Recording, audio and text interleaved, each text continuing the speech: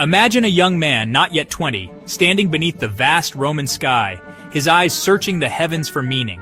One night, he witnessed a blazing comet streak across the darkness, a sign that would change his life forever. This is the story of Gaius Octavius, better known as Augustus, the first Roman emperor whose journey began with a single, extraordinary moment. He boldly claimed that the comet was the soul of Julius Caesar, his murdered great-uncle, ascending to the heavens to become a god. This daring declaration sent shockwaves through Rome, forever altering the course of its history. In the aftermath of Caesar's assassination, the city was thrown into chaos and uncertainty. Octavian, Caesar's adopted son, recognized the deep Roman fascination with omens and the supernatural. He understood that to win Rome, he needed more than just armies. He needed a story that would inspire belief and loyalty. The comet became his symbol, the Sidus Julia, or Julian star, appearing on coins and monuments as a sign of divine favor.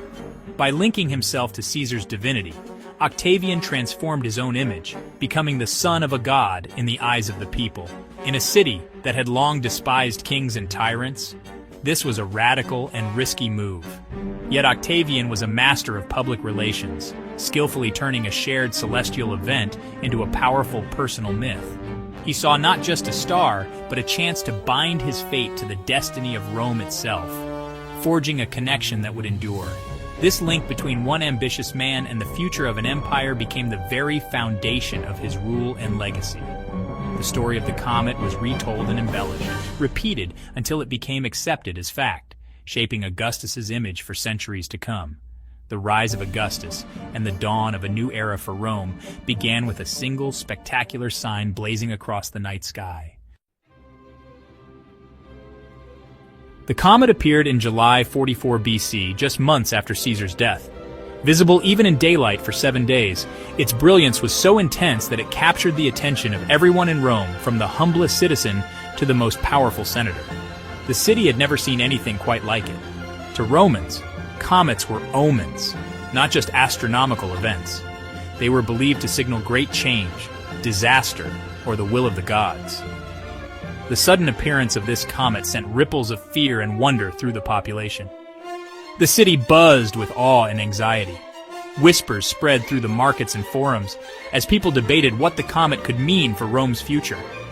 Octavian was hosting public games to honor Caesar, and the comet blazed above the crowds.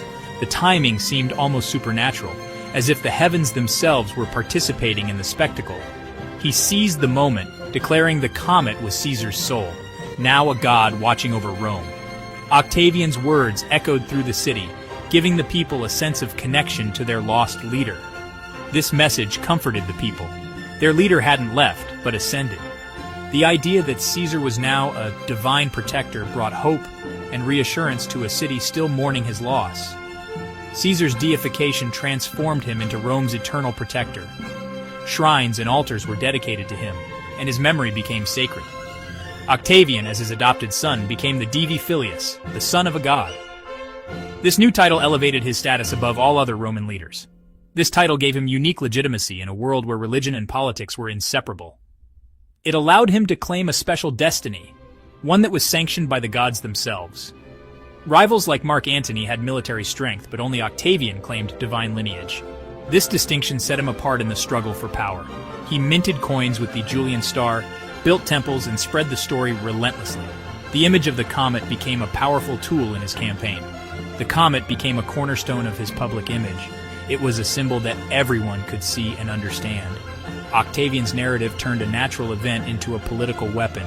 He used the comet to unite the people and legitimize his rule. The people embraced the myth, and Octavian's power grew. The story of the Julian star became part of Rome's identity. The Julian star was now a symbol of hope and a new era. It shone on banners, coins, and temples, reminding everyone of Rome's divine favor. Rome's destiny was written in the sky, and Octavian made sure everyone saw it.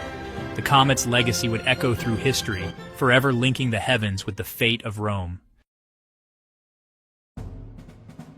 Before Augustus, he was Gaius Octavius, a young man from a respectable but unremarkable family.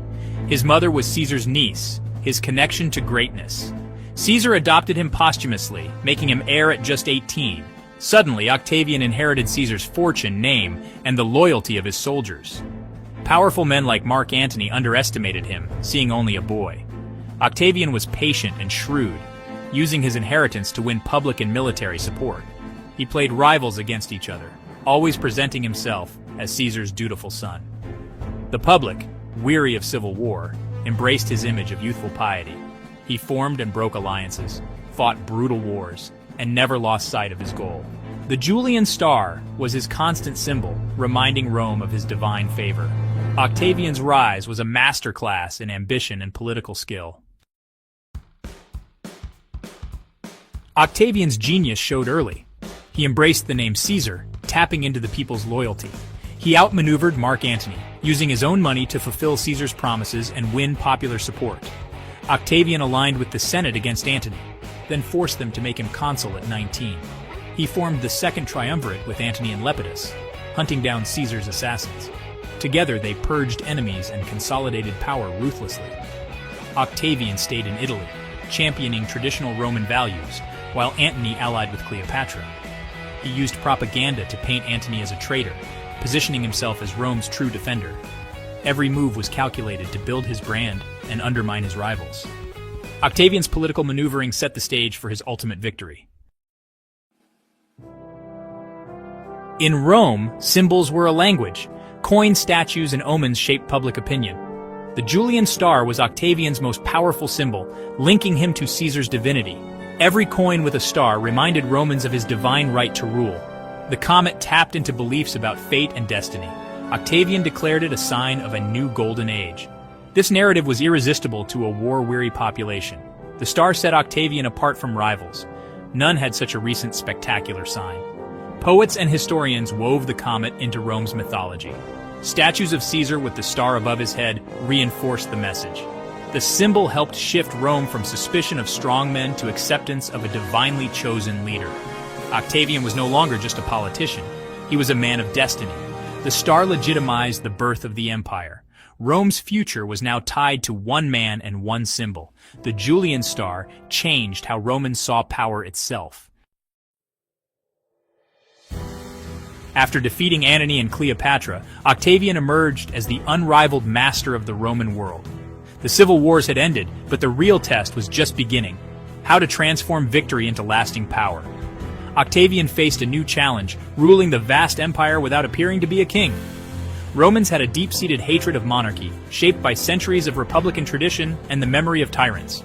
So, Octavian cleverly disguised his power behind the familiar forms of the old republic, making sure not to alarm the Senate or the people.